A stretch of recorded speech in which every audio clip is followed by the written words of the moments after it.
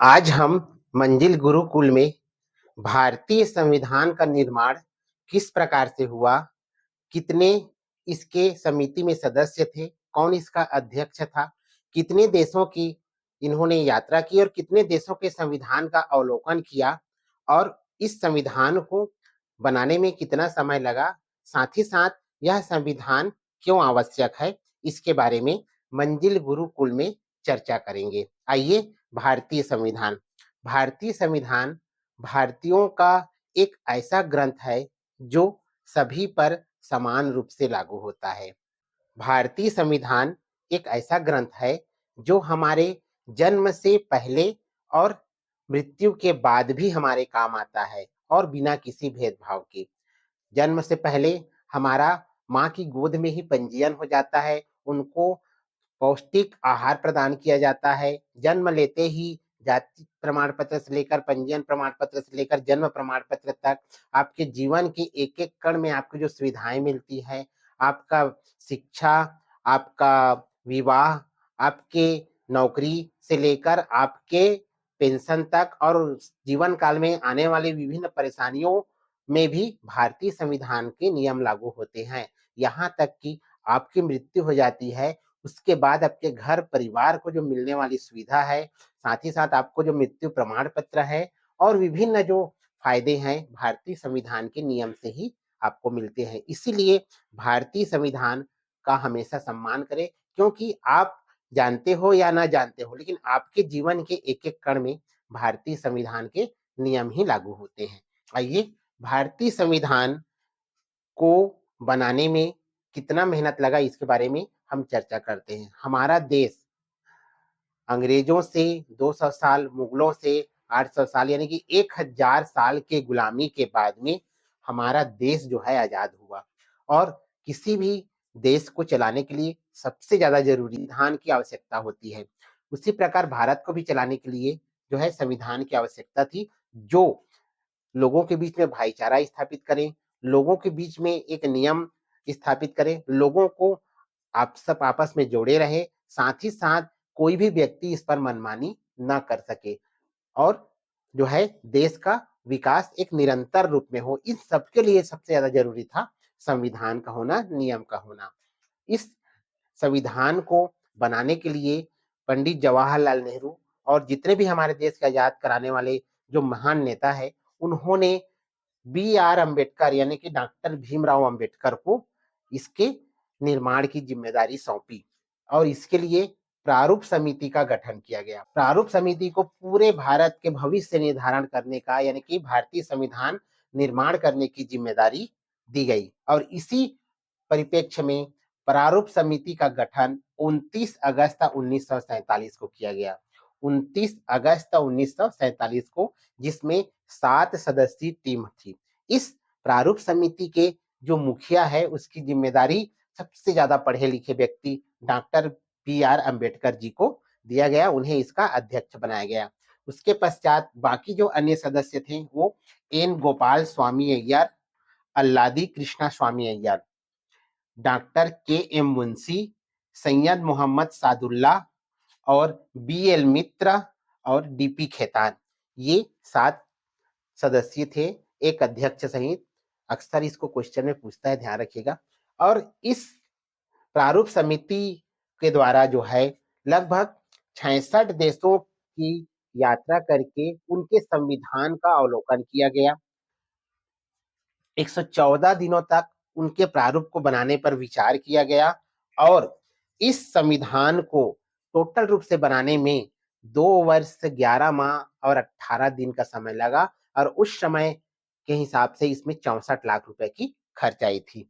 इस संविधान के निर्माण के बीच में जो है बी एल मित्र और डीपी खेतान की मृत्यु हो गई। तब उसके जगह पर बी एल मित्र की जगह पर एन माधव राव को और डीपी खेतान की जगह पर टी टी कृष्णामाचारी को प्रारूप समिति का सदस्य बनाया गया। आइए, हम अब संविधान का निर्माण किस तरीका से हुआ उसे हम स्टेप बाय स्टेप सुनते हैं। संविधान 26 जनवरी को ही संपूर्ण देश में क्यों लागू किया गया, इसके बारे में भी जानकारी बताएंगे। साथ ही हमारे संविधान में किस किस देश के जो संविधान के जो सार चीज है उसे सम्मिलित किया गया, उसके बारे में भी बताएंगे। तो आइए चलते हैं संविधान के बनाने के इतिहास में। संविधान जो प्रारूप समिति ने तैयार किया था, उसे सर्वप्रथम प्रस्तुत किया गया फरवरी 1948 को, फरवरी 1948 को, और इसमें पूरे भारत के लोगों को 8 माह का समय दिया गया ताकि आप संविधान को पढ़ो, और उसमें अगर आपके तरफ से भी कोई सुझाव है, कोई शिकायत है, कोई परिवर्तन करना है या कोई चीज जोड़ना है, तो इसकी जो है हमें आप जानकारी दो ताकि हम आपके जो सुझाव है, शिकायत है, उन पर विचार करके हम उसे संविधान में जोड़ सके। तब दूसरी बार 8 माह के पश्चात फिर प्रारूप को प्रस्तुत किया गया अक्टूबर 1948 को। इस 8 माह के बीच में जो भी शिकायत आया था, जो भी सुझाव आया था, सब पर चर्चा किया गया, और साथ ही साथ इसमें जो है प्रारूप समिति ने 6 महीने में 141 बैठक की थे। अब 6 महीने में कुल 180 दिन होता है। सोचिए संविधान बनाने वाले जो समिति के सदस्य थे कितने पूरी तरह से समर्पित थे कि 180 दिन में उन्होंने 141 बैठकें की थी। इस संविधान के प्रारूप का अंतिम प्रकाशन 4 नवंबर 1948 को हुआ। 3 स्टेप में प्रकाशन किया गया। पहला है फरवरी 1948 को, दूसरा अक्टूबर 1948 को, और तीसरा 4 नवंबर 1948 को। पहली बार संविधान में जो है संविधान का जो पूरा प्रारूप है उसको जो है पढ़ा गया सभी लोगों के बीच में, वो है 4 नवंबर से 9 नवंबर 1948 तक। फिर इसके दूसरी बार इसको पढ़ा गया संविधान सभा में 15 नवंबर से 17 नवंबर के बीच, और तीसरी बार इसको 14 नवंबर 1949 को डॉक्टर बी.आर. अम्बेडकर, जिन्होंने संविधान का प्रारूप पेश किया, जिन्हें संविधान का जनक कहा जाता है, जिन्हें संविधान का निर्माता कहा जाता है, उन्होंने संविधान के प्रारूप का जो प्रस्ताव है वो पेश किया, और इस संविधान को 26 नवंबर 1949 को उसके द्वारा किए गए प्रस्ताव को जो है सर्वसम्मति से पारित किया गया। उसमें समिति के सभी सदस्यों ने हस्ताक्षर किए, और संविधान सभा में जो कुल सीटें थी 299 है, उसमें 284 व्यक्तियों ने वहां पर अपनी उपस्थिति दी और उसमें हस्ताक्षर किए। मूल संविधान में 395 अनुच्छेद, अनुसूची 8 और भाग जो है 22 थे। इनमें से कुछ अनुच्छेद, कुछ नियम जो है 26 नवंबर 1949 को ही भारत में लागू हो गए थे, जैसे भारत की नागरिकता, चुनाव संबंधी नियम, तदर्थ संबंधी नियम, संसद संबंधी नियम, और कुछ महत्वपूर्ण अनुच्छेद जो 1949 को ही 26 नवंबर 1949 को ही भारत में लागू हो गए थे।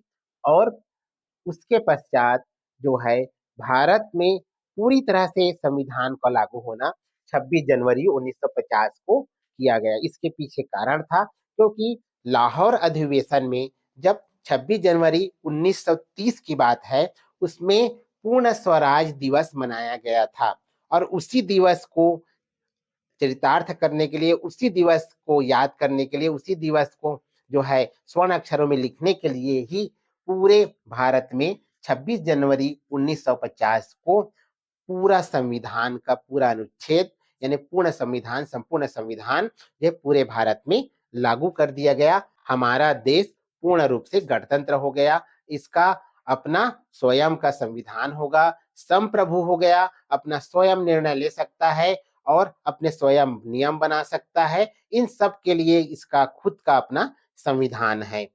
भारत के संविधान में सर्वाधिक प्रभाव जो है वो पड़ा भारत सरकार अधिनियम 1935 का। 1935 के अधिकतम प्रारूप को जो है भारतीय संविधान में शामिल किया गया है। अगर हम इसकी बात करें तो भारतीय संविधान में जो बड़े-बड़े देशों से अच्छे संविधान की जो सार चीज हैं उन सबको शामिल किया गया, जिनमें America, Canada, Germany, Australia, Ireland, Britain, दक्षिण अफ्रीका, जापान, सोवियत संघ इत्यादि अनेक ऐसे देश थे जिनमें से जो सबसे बेस्ट था, उन्हें भारतीय संविधान में शामिल किया गया, ताकि भारतीय संविधान भी सबसे बेस्ट बने। वर्तमान की बात करें तो वर्तमान में भारतीय संविधान में 470 से भी अधिक अनुच्छेद है, 25 भाग हैं और अनुसूचियों की संख्या 12 है, और संविधान संशोधन 120 से भी अधिक हो चुके हैं। तो इस प्रकार से भारतीय संविधान दुनिया का सबसे बड़ा लिखित संविधान है, दुनिया का सबसे बड़ा लोकतंत्र के देश का संविधान है, और इसके बहुत से विशेषताएं हैं। भारतीय संविधान जो एकता, अखंडता और भाईचारा की भावना को प्रस्तुत करता है, और आर्थिक, सामाजिक और सांस्कृतिक दृष्टि से सभी को समान भाव रखते हुए, समान धर्म को अपनाते हुए जो है भारत को आगे बढ़ाने का प्रयास करता है। मैं टीके महंत आप सबसे अनुरोध करूंगा कि भारतीय संविधान की जो प्रस्तावना है, वो भारतीय संविधान का सार है, जो जो है हमें जो है एक भारतीय नागरिक होने का जो गर्व महसूस कराता है। उन सबको 26 जनवरी के दिन आप अपने स्वयं से पढ़िए, अपने घर में पढ़ाइए, जहाँ चौक चौराहे हैं वहां पर पढ़ाइए, और हर सार्वजनिक जगह पर उसे पढ़ाकर सार्वजनिक रूप से उनके जो सार चीज है उसको आप जो है जरूर ग्रहण करिए, क्योंकि सारी चीज को ग्रहण करने से आप सब कुछ ग्रहण कर लेते हैं, उसे समझने की बस देरी है। आज भारतीय संविधान जो है 26 जनवरी को लागू हुआ था, और इसी वजह से पूरे देश में 26 जनवरी को गणतंत्र दिवस के रूप में मनाते हैं। मैं टीके महंत, मंजिल गुरुकुल के प्रमुख और साथ ही साथ प्रमुख टीचर जो है आप सभी को गणतंत्र दिवस की हार्दिक शुभकामनाएं देता हूं। धन्यवाद।